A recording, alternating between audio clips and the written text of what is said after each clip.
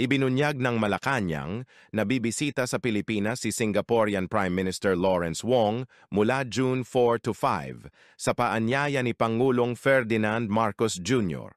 Ito ang kauna-unahang opisyal na pagbisita ni Wong sa bansa mula nang siya ay ma-reappoint bilang punong ministro matapos ang halalan sa Singapore.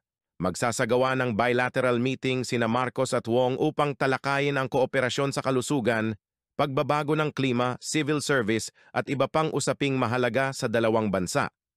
Magpapalitan din sila ng pananaw hinggil sa mahahalagang isyong pampolitika at pang-ekonomiya sa rehiyon. Ito rin ang unang pagbisita ng isang Singaporean PM sa bansa mula noong 2017.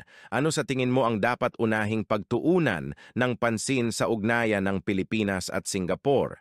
Ibahagi ang iyong saloobin. Salamat sa panonood. Huwag kalimutang i-like, i-share at mag-follow.